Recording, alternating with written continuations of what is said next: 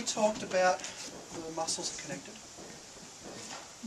Okay, so quick rule of thumb. A contracted muscle is a working muscle. Okay?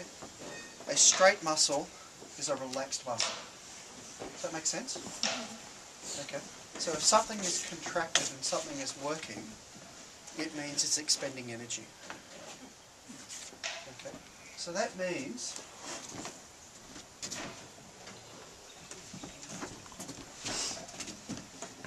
okay. I'm actually expending energy to hold the sword. Okay. Which muscle am I contracting? Bicep. Bicep. Just down at the finger there. Okay. This muscle here is actually working. It's a tiny little itty bitty muscle. Okay. Okay. Yeah. It's a tiny little itty bitty muscle, but all of a sudden, what just went? My shoulder muscle went. Okay. Because finger muscle is connected to the wrist muscle, which is connected to the forearm, which is connected to the upper arm, which is connected to the shoulder. Okay? Now, that muscle working there, okay, we said is... Yeah, okay, hear the word of the...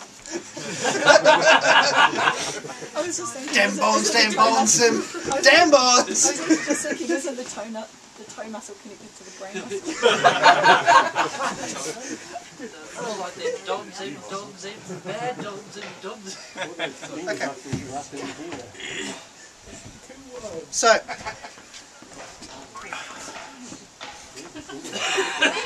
okay. So, for everybody else that actually put up their hand and said, yes, I've had problem with tennis elbow, here is another thing for you to look at. How are you holding your sword? Probably too tightly. Yeah, possibly it's too tightly, and possibly it's you're either activating the muscle by wrapping the finger. Okay. By activating the muscle by wrapping the finger, it actually comes up and will concentrate just on this point here. Yeah. The other one is you see a lot of people push through with their thumb, which pulls up through here, and it hits the bottom of the elbow. Okay. I have. I'll do that. Okay. I really push through the... Okay. So, by overworking the muscle here, I'm actually creating a problem here because when the elbow starts to bend, it acts as a limiter to the stretch of the muscles further up the arm. Okay. So what's that mean to all the force that's happening? Where's it being concentrated? Elbow. On the elbow, yeah. The elbow is a fuse. Yeah, and it just actually happens to be that those connectors are on the outside points here. So that's actually pulling things tight, pulling through the tendon there, and that tendon runs through sheaths. And that's what your RSI is, the tendon's inflamed. Yeah. And it's actually having trouble. That's right, isn't it, Linda? Yeah, you can get tendonitis, so that's the irritation of the tendon. Yeah. But the actual tendon actually frays, it really damages, so that's why it takes so long to actually recover from it. Yeah. Okay. As I said, I'm not anything in a medical fraternity, whereas Linda's a surgical nurse and actually knows this medical side far better than I do. And I've experienced tennis elbows. Do not ignore it. Okay. You know that skin was ripping off? Oh, yes. How many months did that take to heal? Oh, no, there's only one. That's enough. Yeah, it's enough. It doesn't take very long. It's not as bad as the injury, too. Yes. Okay. So that's a fairly common problem as an instructor is to look at how your students are holding their swords. Okay, the rule of thumb is the hand should not actually be holding the sword should be resting in it. Okay? Fairly relaxed, open grip is all you really need. Okay? The drawback to that is it's easy to hit yourself. You save your butt. Mark. Really? Yes. That'd be yes. Okay. Now, try and take it off with the beat. Yeah.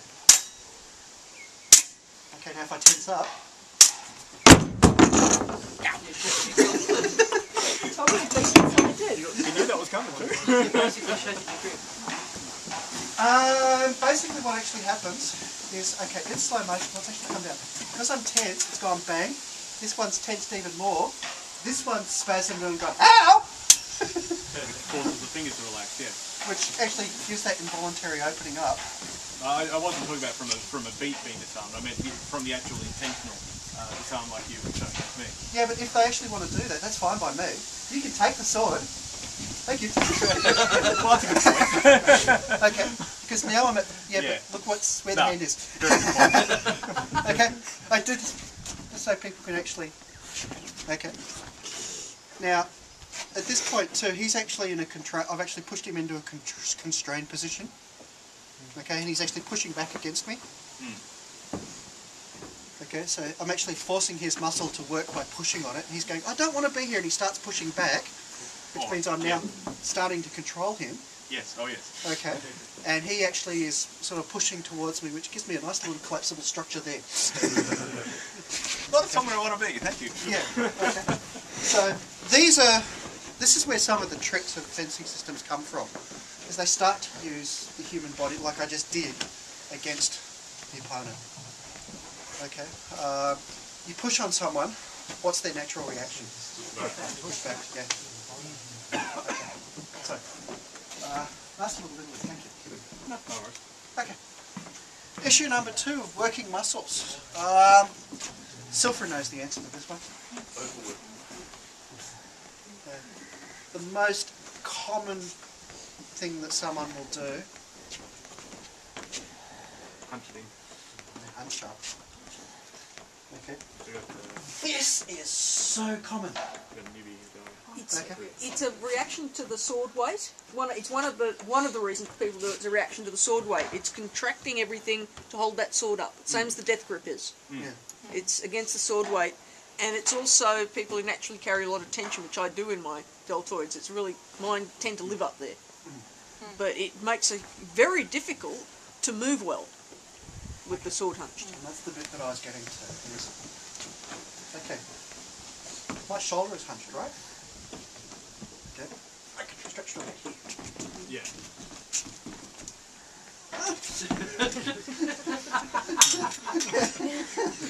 Okay. Now, if I let the shoulder drop, All of a sudden, it's a very different game. okay. So this hunching of the shoulders, okay, it does a whole lot of things. It stops my ability to move my arm. Okay. So I'm hunching these shoulders at the back here. What's that also doing to my spine? It's curving the spine. Curving the spine. So what happens when I curve my spine? It's got to cut down your torsion. Surely. And? It's going to hurt your back. Yeah, it's one of the problems that I had with doing that was it was a fear reaction. Yeah. What was going on was I was afraid that I was going to lose. I was afraid of the attack that was coming in at a hindbrain level. What's this? Yeah. It's don't hurt me. Yeah. Yeah. Okay. Now, And that don't hurt me reaction closes up everything and stiffen. Try it yourselves. Come down in a just put the don't swords hurt. down. Everyone just try it. Feel how everything's tensed up. Oh yeah.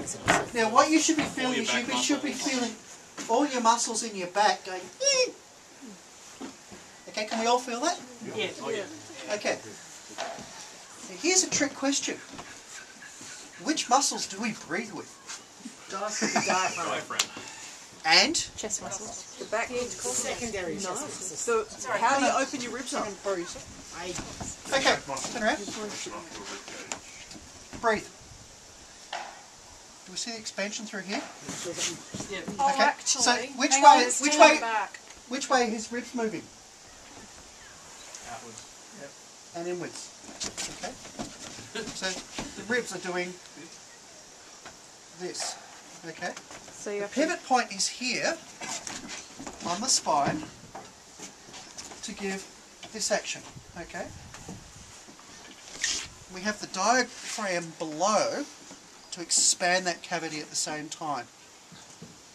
Okay? So big breathing comes from the diaphragm, and believe it or not, 90% of our breathing is actually done by the chest movement. Okay?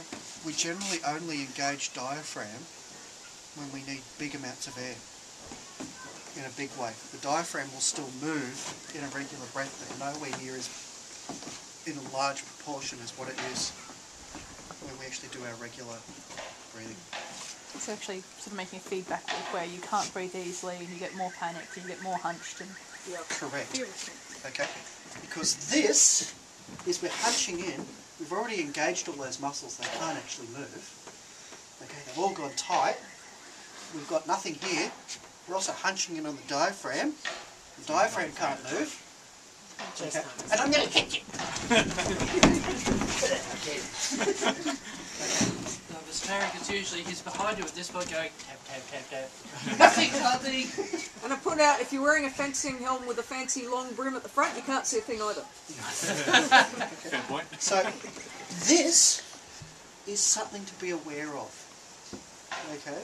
Because as soon as you start hunching and tensing things, okay, if I've hunched here, I've also tightened this muscle. Okay? And what do I want to do when I want to stab someone? Extend that one. I want to extend that one. So to extend that one, I've actually got to pull this one here, don't I? Okay, but this one here is pulling really, really hard because it's hunched. You've got to pull against that. So I'm pulling against the hard, tight muscle. And what do we know when we pull against an energetic system? You have resistance. We have resistance. And something's going to give. And what does resistance do to you? Makes it harder to pull. Makes it harder. Okay, pull back, sir. Okay, how fast is he moving forward? Not very. Very fast. Okay, relax. How fast can you move forward? A lot faster. Okay, Okay. that's essentially what we're doing. Okay, we're going slow movement and fast movement. And what do we want when we're actually in fencing? The opposite. What fast? We want the fast, yeah. And more to the point, we want the efficient. Okay?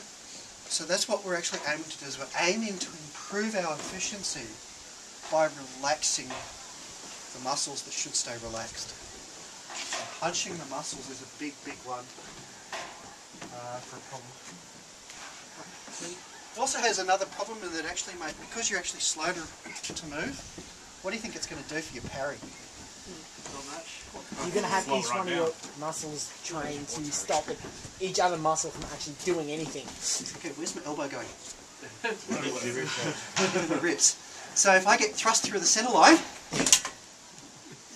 okay, I can parry to there, and if they're a clever fencer, they're just going to drill it home. So constraint is bad. And more feedback loop. Slower to move, can't parry, more scared. And, you know, lots of people are going to say, it never happens to me. And it is certainly something that happens to a surprising number of novice fighters, especially in the first couple of tournaments, or in their first free bouting. And it's something you must watch for. I'm going to be honest, it still happens to me. You can never really fight it. It's just a matter of training it over the top of your subconscious. And training yourself to become aware of it. Yes. And training your friends to help you. What happened for me, that did it for me, was Dickon realised I was doing it and told me to get my head up. And that's what it took, actually. It said, lift your head up. Because if you do this hunchy bit, you can't do it with your head up. And then what we did was get the other people in my training group to tell me, lift your head up, when I was doing it. Yeah. And it gave me the ability to realise what was going on, and because we worked out it was the fear reaction, it was able to change. I was able to think differently and realise what was going on. When it's at the top of your head, rather than your hindbrain, you can realise what's happening and think your way through it. But you have to understand first. Absolutely. Okay.